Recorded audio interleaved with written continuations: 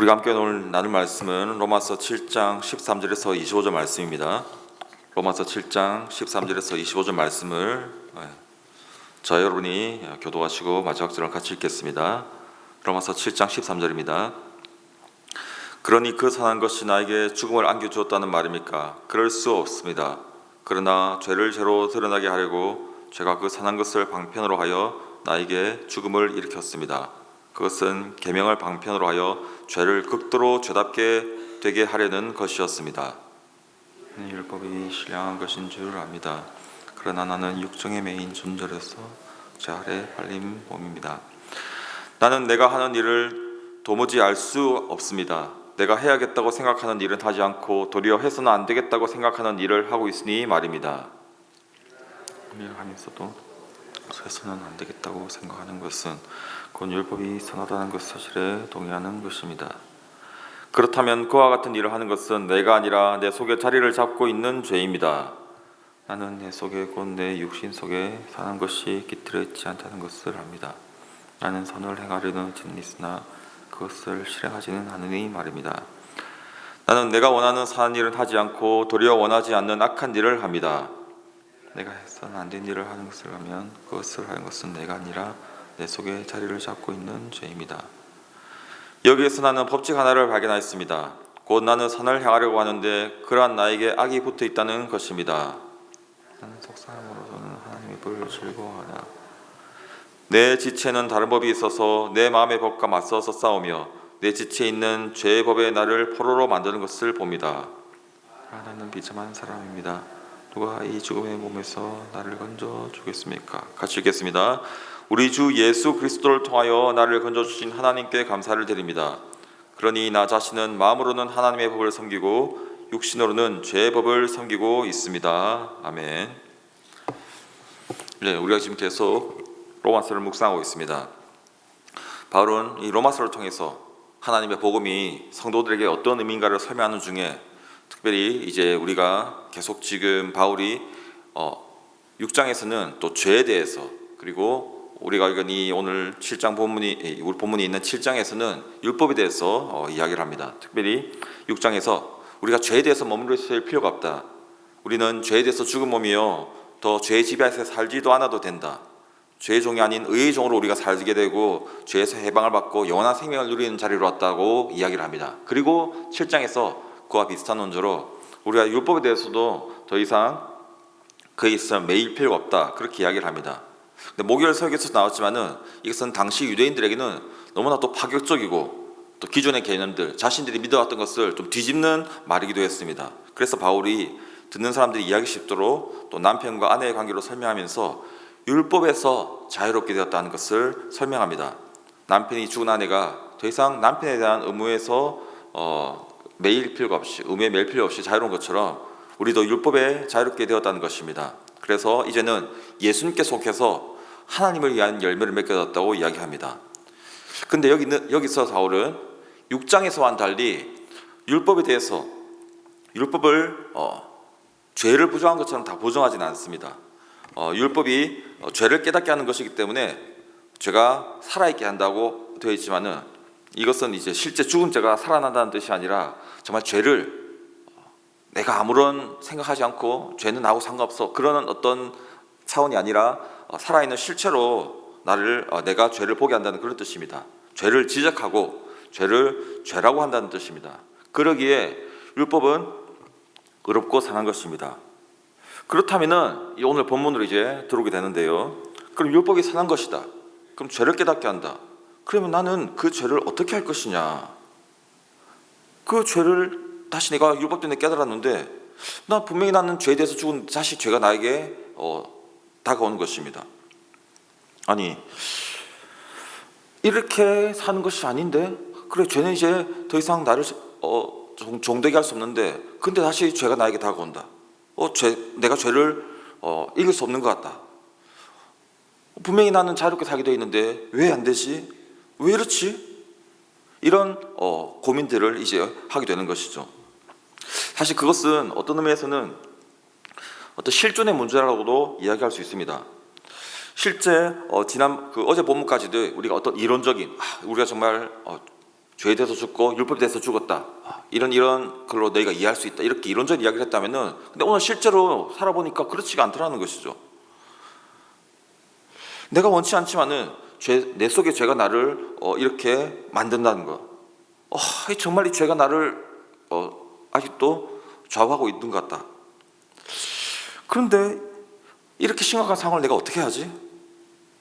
이걸 없애야 되는데, 이걸 내가 걸러내야 되는데 그렇게 할 수가 없구나. 이걸 어떻게 하면 좋을까? 이게 나의 실제 상황이구나 하는 것을 깨닫는다는 것이죠. 내가 선을 행하려 하지만은 내 속에 악이 있구나.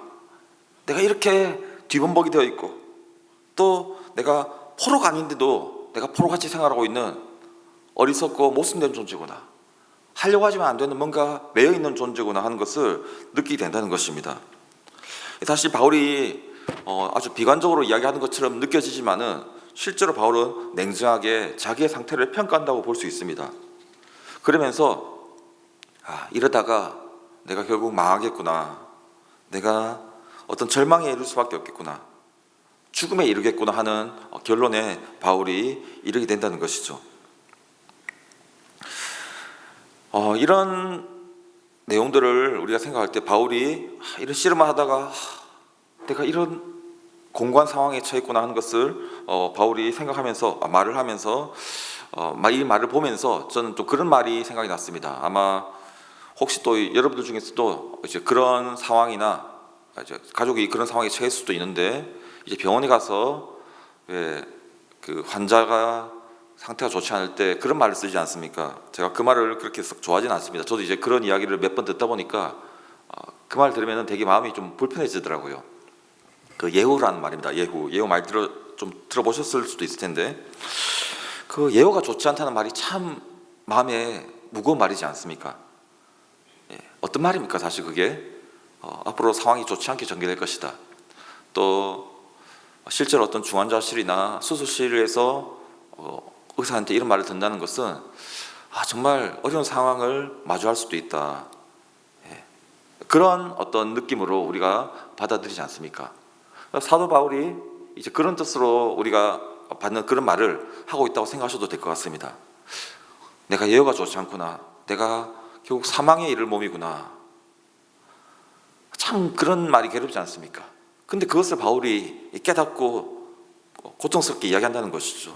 누가 나를 살려주겠나? 누가 나를 고쳐주겠는가? 그런 탄식이 말이라는 것입니다. 아까도 앞에서 말씀드렸지만은 이제 최근에 그런 말을 듣거나 또 그런 상황에 처했던 기억이 있으신 분이라면은 정말 이 말씀 듣기가 괴로우실 수 있을 것입니다. 그런데 바로 그 마음이, 그 정서가 바울이 오호라 나는 공고한 사람이로다. 오늘 이 본문에서는 나는 비참한 사람이다 하는 그 정서라고 말할 수 있다는 것입니다. 이제 그런 경우에 조금만 더 그 예를 가지고 좀 이야기를 해보겠습니다. 자, 그 말을 들은 환자를 한번 우리가 다시 한번 생각해 보겠습니다. 그러면 그 환자의 마음이 어떻겠습니까? 정말 절망스러울 것입니다. 그런데 이런 말을 듣다고 생각해 봅시다. 그런데 어떤 의사는, 어떤 명의가 있는데 그 의사한테 가면은 그 병을 다룰 수가 있어. 그 의사한테 가면은 그 희망이 있어. 그런 말을 들었다고 생각해 봅시다.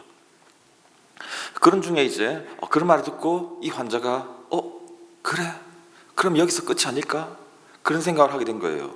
그런데 이제 그런 마음을 갖고 알아보고 있는데 계속 이제 다른 의사나 예를 들면 가료사나 또 이제 문배하러 온 사람들이 정말 절망스러운 마음을 가지고 그렇게 많이 티를 내려고 하지 않지만은 참 어떡하냐, 정말 네가 참 힘들어 먹고 내가 참 마음이 그렇다, 준비하셔야 됩니다, 이런 말 들으면은 그래도 마음이 다시 수그러들 것입니다. 그런 마음으로 혼란스럽게 씨름하는 모습을 우리가 생각할 때 바울이 말하는 오늘 이 장면을 우리가 좀 더 마음에 와닿게 그래 볼 수 있을 것 같습니다.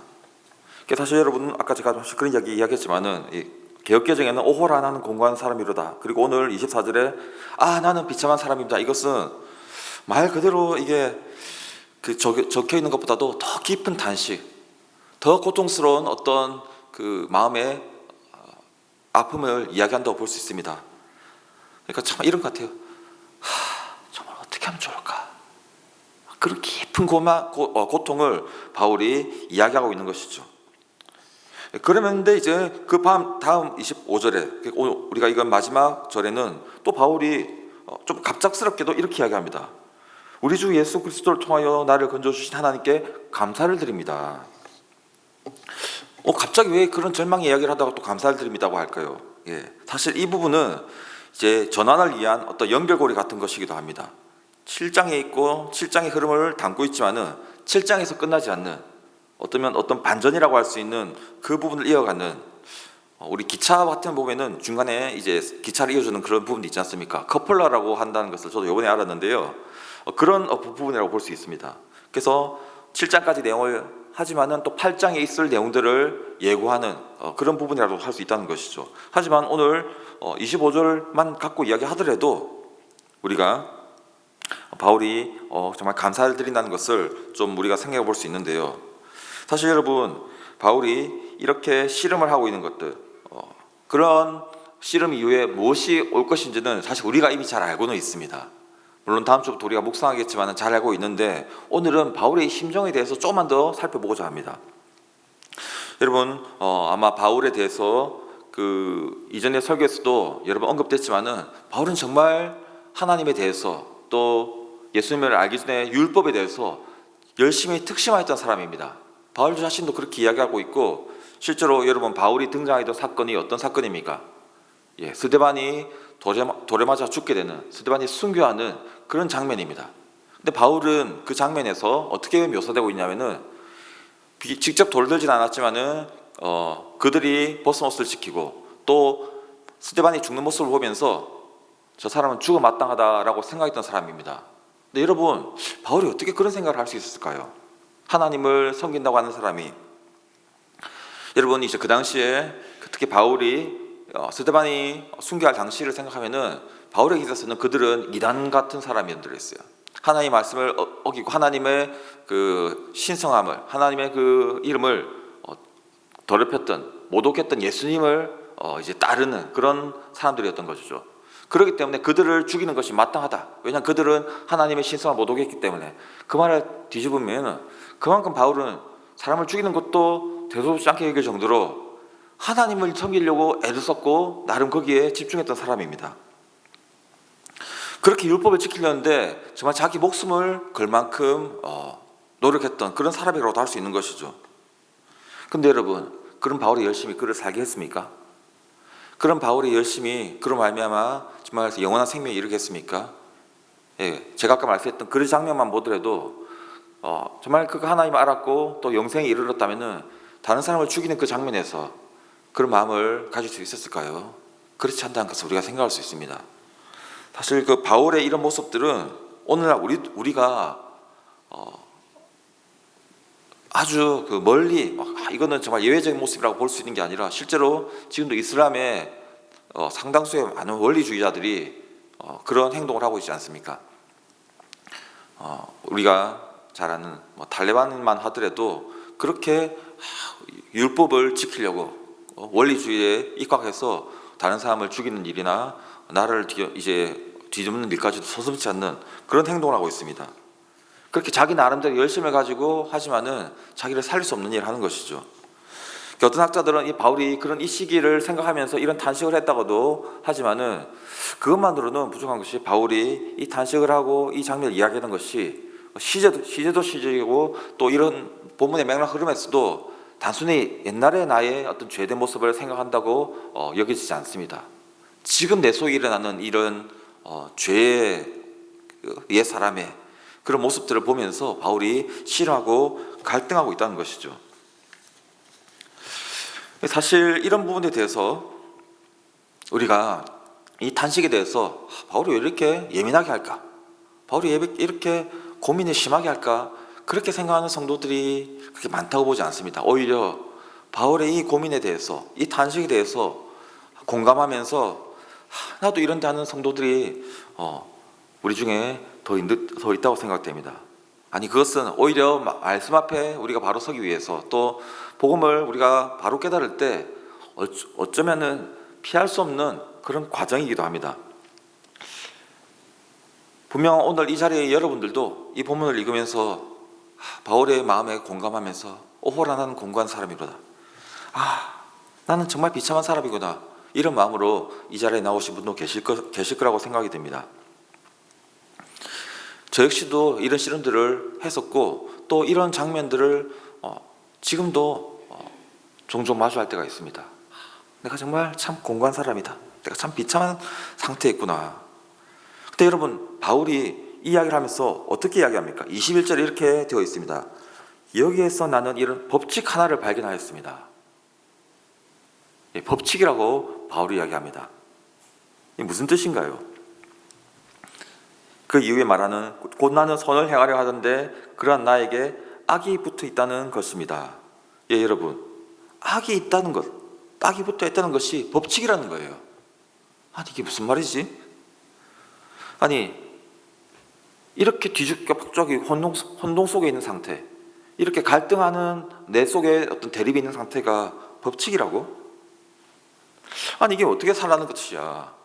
아니, 예수님을 믿으면은 정말 마음에 평안함이 있고 또 하나님 주시는 기쁨이 충만할 거라고 생각했는데 왜 이런 말도 안 되는 상황이 나에게 벌어지는 거지? 이게 정말 신앙생활이 맞는 것인가? 아니면 내가 아직도 회개를 덜 해서 그런 거 아닌가? 아니면은 내가 뭔가 영적인 비밀을 깨닫지 못해서 이런 건 아닐까? 사실 우리가 그렇게 생각하기 쉽습니다. 그리고 그 당시 상당수의 성도들도 그런 고민에 빠졌고 그래서 이단으로, 특히 영지주의 같은 이단으로 빠졌던 것으로도 기록이 있습니다. 그런데 여러분, 바로 이것이 바울이 이야기하는 법칙이라고 말할 정도로 이야기하는 어떤 신앙인의 어떤 실존의 모습이기도 합니다. 아니, 목사님, 이런 모습이 어떻게 성도의 실존이라고 할 수 있는 것이죠? 이 바울이 말하는 이 내용을 보면은 결국 바울은 이런 상태로는 분열과 내 내면이 분열하고 좌절하고 실패하고 절망하고 결국 죽음에 이를 것이 분명한 모습인데 이게 어떻게 우리의 실제적인 모습이란 말입니까? 근데 여러분, 바울이 이런 모습을 이야기하면서 이런 모습을 어떤 의미에서 인정하고 있다는 것을 우리가 좀 더 생각해 봐야 되는 것입니다. 우리 지금이 좀 지났습니다만은 박은정 목사님께서도 그런 이야기를 여러 번 하셨던 걸 제가 기억하는데, 여러분, 성령 충만은 갈등 충만입니다 하는 말씀을 혹시 들어본 적이 있으실지 모르겠습니다. 저도 처음에 그 말을 들을 때는 공감하면서도 되게 조금 답답했습니다. 아니, 성령님이 충만한데 왜 갈등이 충만하지? 내 마음이 정말 평안해지고 기쁨이 넘쳐야 되는 거 아닌가? 왜 그것이 신앙적인 바람직하다고 할 수는 없겠지만은 그런 상황을 이야기하시는 걸까 했는데, 그럼 그런 부분이 없을 수가 없습니다. 왜냐하면 우리 속에 있는 이 바울의 말처럼 내 마음으로 하나님의 법을 섬길수록 나는 율법을 더 잘 알게 되고 그 율법이 조망하는 그 죄의 모습들을 더 잘 깨닫게 된다는 것입니다. 바로 그것이 우리가 외면할 수 없는 우리의 어떤 성도의 실제적인 상태라는 것입니다. 그런데 이런 괴로움과 분열이 그럼 이렇게 계속되면 어떻게 할 것이냐? 자, 여기서는 제가 다음 주 우리 설교자님을 위해서 본문을 스포하지 않겠습니다. 답이 있습니다. 답이 있다는 말씀을 드리겠습니다만은, 그렇지만은 이 답을 이야기하기 전에 그럼 이 어둠에 대해서 조금만 더 제가 이야기한다고 이렇게 설명을 드렸는데, 여러분, 이 성도에게 이런 시름의 순간, 이런 어떤 분열처럼 느껴지는 순간, 이런 것들이 외면하고 이거는 문제가 아니라 어떤 의미에서 한 과정이라는 것입니다. 그 발달이라는 표현 측면에서 우리가 이야기할 수 있는데, 근데 이제 발달은 과정을 건너뛸 수 없잖아요. 어떤 과정 가운데서 복음의 핵심을 깨닫게 되고 정말 내가 죄인이라는 것을 깨닫게 되고, 그때 그 나에게 주신 구원과 예수 그리스도의 십자가가 얼마만큼 귀하고 또 중요하고 유일한 것인지를 우리가 깨닫게 되는 것이죠. 근데 그것을 알려면은 나의 죄의 심각성, 또 내가 예수 그리스도를 따른다고 하지만은 어찌할 수 없는 이 신앙의 내면의 이 갈등과 이 모순들을 또 마주해야 된다는 것입니다. 괴롭지만은 우리 신앙의 성장 과정에는 그런 순간들이 꼭 있습니다. 그리고 이것은 한 번 하면 끝나는 것이 아니라 약간 순환이라고, 이 나선형으로 이렇게 점점 커지고 또 순환하는 그런 성장의 과정이라고도 하는데요. 그래서 우리가 이런 어떤 장면들, 이런 순간들을 앞으로는 안 마주할 거야 그렇게 말할 수는 없는 것 같아요. 내가 더 하나님을 닮아가고 죄에 대해서 민감해질수록 전에는 또 알지 못했던 나의 죄된 모습들, 하나님을 거역하는 나의 삶의 부분들을 우리가 보게 된다는 것이죠. 아주 신앙의 고전이라서 아마 여기 계신 분들 좀 읽어보신 분도 계실 수도 있고 또 지금은 또 그렇게 잘 읽히지는 않은 것도 같은데 내 마음 그리스도의 집이라는 책이 있습니다. 그 책에 보면은 이제 그 저자가 예수님을 내 마음에 모셨을 때 내 마음에 일어나는 일을 이제 집이라는 그 아주 그 익숙한 은유로서 설명하는데 처음에는 거실, 그 다음에 안방, 그 다음에 주방, 그 다음에 작업실 하다가 또 다락방까지. 그래서 마지막에는 이것까지 보여야 되나? 그런데 그것이 또 예수님께 보여지고 예수님이 그곳을 다스렸을 때 느끼는 평안함들을, 기쁨들을 설명하는데요. 그런 과정에 우리가 있다는 것이죠. 근데 그 과정에 이르기 위해서는 우리가 아까 말씀드린 그런 죄를 마주하고 이 바울이 탄식하는 이런 장면들을 또 거치게 된다는 것입니다. 하지만 그것이 끝이 아니라 바로 25절에 나온 것처럼 우리 주 예수 그리스도를 통하여 나를 건져주신 하나님을 다시 만나고 다시 감사드리게 된다는 것이죠. 그래서 제가 이런 말씀을 드린 게 좀 죄송하기도 합니다만은 우리가 정말 신앙이 성장하고 또 하나님께 더 가까이 가며 또 내 믿음이 더 주님을 닮아가는 과정 가운데서는 바울의 이런 과정들이 피할 수 없는 어떤 그런 부분이라고 우리가 생각하셔도 틀리지 않겠습니다.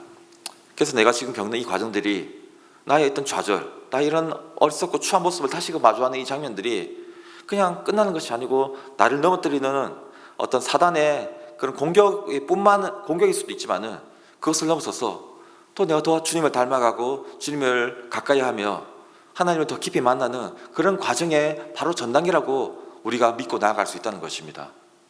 그래서 여러분이 오늘 그런 씨름을 가지고 또 어떤 부분에서 응답되지 않는 기도 앞에서 내가 마음이 낙심되고 하나님 어마어마한 마음이 생길지라도 그것이 그냥 내가 믿음이 약해지고 내가 시험에 들고 내가 정말 보잘것없는 성도의 모습이라서 그런 것이 아니라 이 다음에 다시 그 깊은 하나님의 사랑을 맛보고 나를 구원하시는 예수 그리스도의 그 은혜가 어떤 것인지를 더 깊이 깨닫는 그런 바로 전단계라고 생각하시고 정말 그 놀라운 복음의 핵심이 담겨있는 8장의 바로 그 앞부분이라고 생각하시고 우리가 그 믿음을 가지고 우리의 문제를 주님께 올려드리기를 원합니다.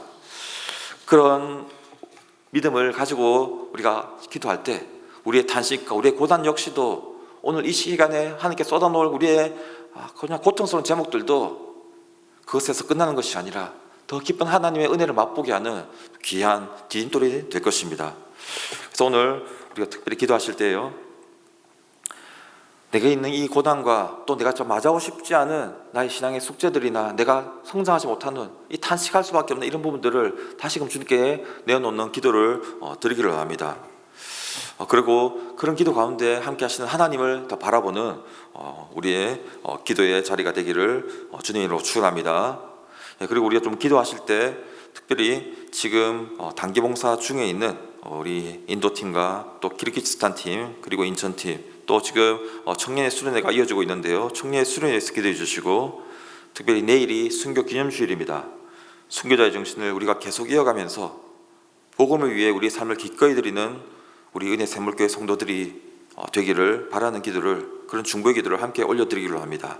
그렇게 기도하시고 또 여러분의 마음을 가지고 기도하시면서 오늘 계속 우리의 기도를 이어나가고 또 그렇게 여러분의 시간을 여러분의 기도를 하시고 돌아가기를 바랍니다. 그래서 우리가 같이 기도하고 또 말씀드리는 그 제목을 가지고 중보하는 기도를 하기로 합니다. 같이 기도하시겠습니다.